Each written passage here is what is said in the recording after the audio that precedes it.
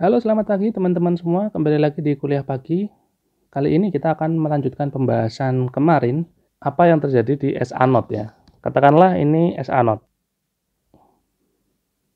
Jadi S-anode itu merupakan miokardium yang spesial ya, karena dia mampu untuk melakukan depolarisasi secara otomatis. Jadi di S-anode ini akan terjadi 72 sampai 75 kali gelombang depolarisasi ya, dalam 1 menit ya. Nah, bagaimana si S-anode ini bisa mendepolarisasi diri sendiri? Nah, baik, seperti halnya miokardium yang lain, tapi dia punya hal yang spesial nanti ya. Yang pertama jelas pompa natrium dan kalium. Yang dikeluarkan adalah 3 natrium, yang dimasukkan adalah 2 kalium. Nah, di sini yang membedakan adalah kalau si miokardium yang biasa itu tidak punya leaky channel untuk natrium, sedangkan untuk S-anode dia punya channel yang bocor itu ada 2. Yang pertama adalah leaky untuk kalium ya, kalium leaky channel, kalium leaky channel. Dan yang kedua adalah natrium leaky channel.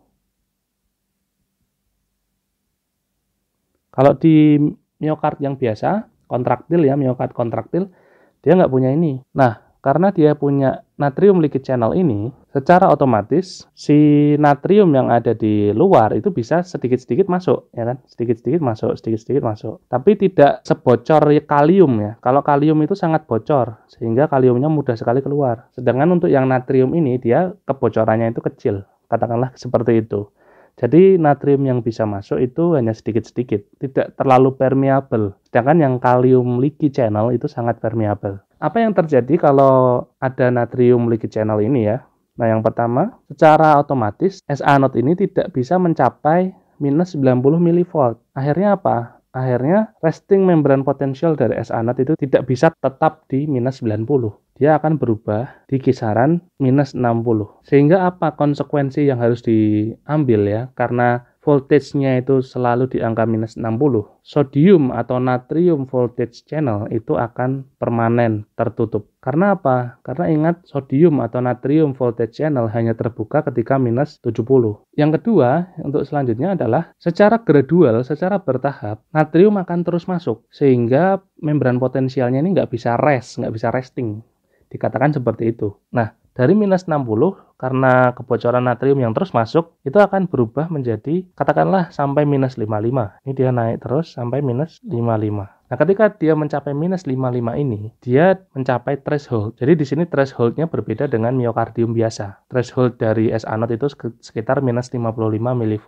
Nah, ketika dia mencapai threshold ini, kemudian akan ada channel yang terbuka dinamakan calcium voltage channel. Inilah perbedaan yang kedua. Tadi yang pertama adalah adanya leaky channel dari natrium. Kemudian perbedaan yang kedua adalah calcium voltage channel yang dia terbuka ketika threshold minus 55. Thresholdnya minus 55. Sedangkan miokard yang biasa, kalsium ini itu terbuka ketika dia ada penurunan sedikit ya karena kalium yang terus efflux. Sehingga nanti terjadi platu antara kalium dengan kalsium itu keluar masuknya sama, sehingga tidak ada perubahan electrical ya. Di situ bedanya. Jadi kalsium di sini akan terbuka. Ketika threshold minus 55 ini tercapai, kalsium akan masuk. Disinilah depolarisasi terjadi. Jadi S-anode dikatakan depolarization-nya depend on calcium. Jadi calcium dependent. Sedangkan di miokardium biasa itu depolarisasi yang terjadi itu bergantung pada natrium yang masuk lewat channel yang terbuka ketika threshold terjadi. Oke. Ketika kalsium terus masuk, kemudian ini terjadi depolarisasi. Selanjutnya adalah si kalsium channel ini gradually secara bertahap akan tertutup dan akan terjadi pembukaan kalium channel seperti ini, sehingga kalium yang dari dalam ini terus keluar. Sehingga depolarisasi yang positif ini bisa turun repolarisasi ya. Nah, perlu diketahui bahwa influx masuknya kalsium ini sebetulnya tidak setajam ini ya. Tidak setajam ini. Saya gambarkan dulu. Minus 60 di sini ya. Dia naik ke minus 55. Kemudian dia akan depolarisasi kan. Depolarisasinya itu tidak tegak lurus tapi agak miring. Depolarisasi di S-anode seperti ini. Kemudian akan dilanjutkan dengan repolarisasi. Berlanjut lagi seperti itu. Seperti itu terus. Berbeda dengan depolarisasi dan repolarisasi dari miokard biasa. Kalau miokard biasa itu kan minus 90. Terus dia langsung ke thresholdnya minus 70, tajam ya. Terus dia langsung depolarisasi ya, tajam juga. Batu terus dia turun gini. Jadi ini tegak lurus ya, natrium dependent dia. Kalau miokard biasa. Ini kan yang bikin depolarisasi kan natriumnya. Karena di sini threshold minus 70 ini dicapai, natrium voltage channelnya terbuka, langsung dia naik. Terus yang bikin dia ini jadi minus 70 itu efek dari kalsium atau natrium yang datang ya. Misal yang ini yang datang dari luar ya, yang nanti akan kita bahas. Perbedaan lain yang bisa kita amati adalah ini. Jadi kan kalau ini kan dari datar langsung threshold. Kalau ini ada semacam kayak landai naik sedikit gitu.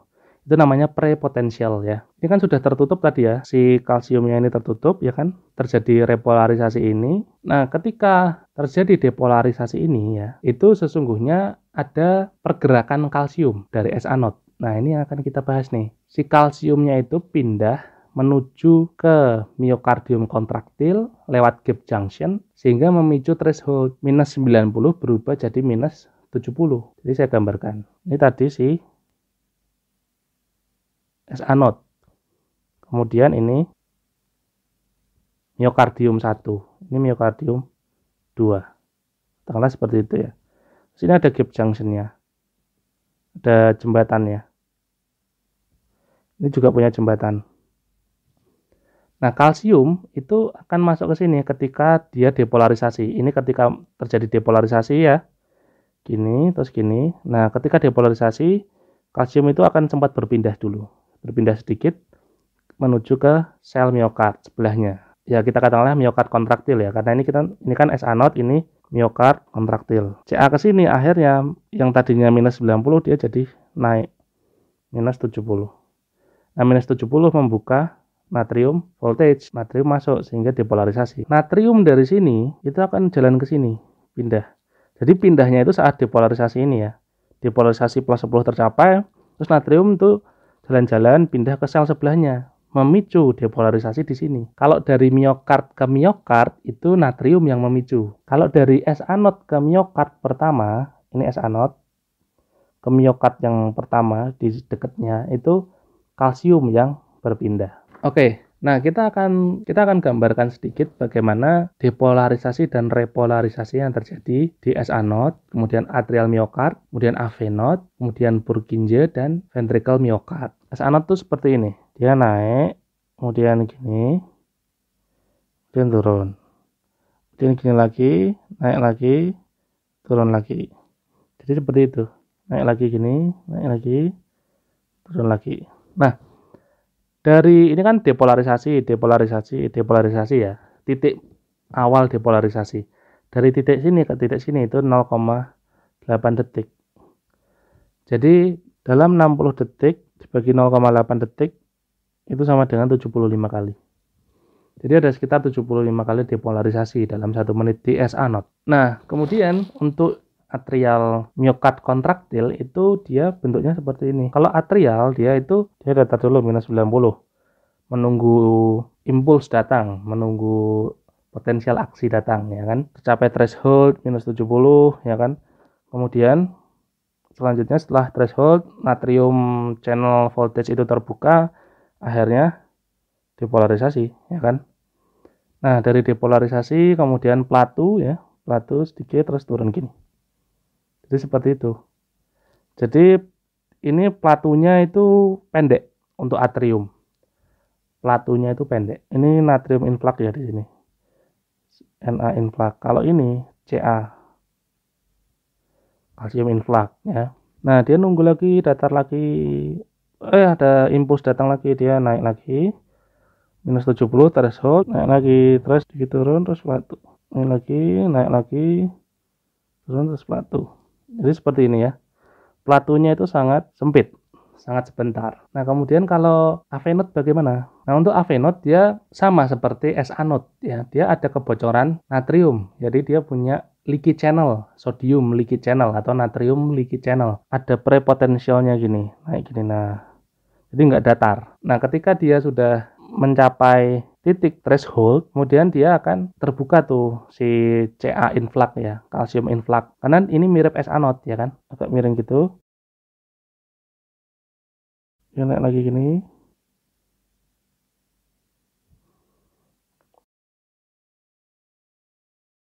Nah, jadi seperti ini gambaran gelombang dari AV node. Nah, selanjutnya kalau Purkinje bagaimana? Seperti hampir mirip sama SA node sama AV node juga. Dia ada natrium influx-nya ya, bocoran natrium itu. Nah, tapi yang bedanya adalah kalau ini kan ini Ca influx ya, ini Ca.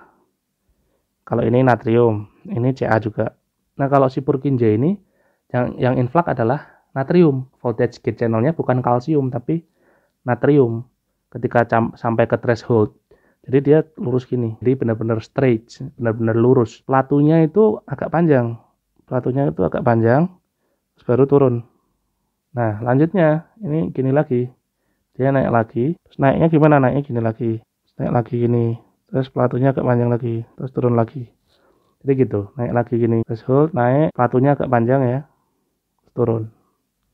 Nah, ini ciri khas dari gelombang Purkinje. Ada Na influx dan ininya juga Na. Nah, kemudian untuk yang ventricle bagaimana? Yang ventricle itu seperti ini.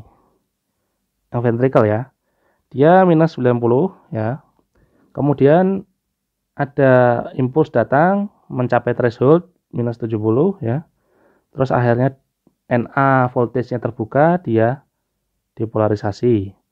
Nah, kemudian akan terjadi platu sedikit ya, akan terjadi penurunan sedikit karena kalium terus keluar dan natrium gate voltage itu mulai tertutup, jadi turun sedikit. Tapi ingat, nanti akan terbuka si kalsium voltage channel sehingga terjadi platu ya kan. Terjadi platu, terus si kalsium itu lama-lama nutup juga, kalium tetap bocor keluar sampai nanti kembali ke minus 90. Jadi gambarannya ini turun sedikit. Nah, ini datar lagi.